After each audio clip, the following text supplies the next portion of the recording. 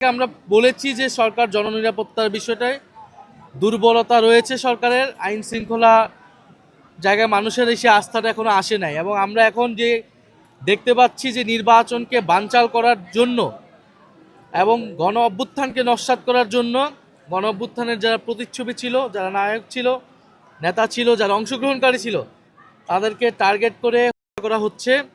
এবং এটি ওসমান হাদির উপর হামলার ঘটনায় পুরো জাতি দেখেছে। ওসমান হাদিকে যারা চেষ্টায় লিপ্ত ছিল তাদেরকে কিন্তু এখনো গ্রেফতার করা সম্ভব হয় নাই।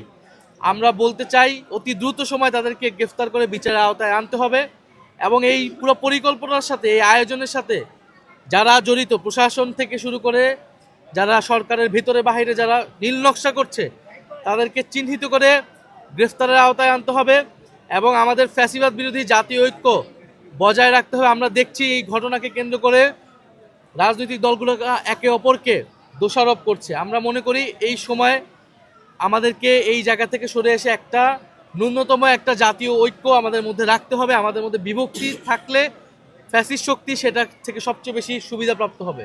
ফলে আমরা চাই যে নির্বাচনের সুষ্ঠু পরিবেশ বজায় রেখে আমরা এই যে গণতন্ত্রের যাত্রা, সেই যাত্রাকে অব্যাহত রাখতে চাই।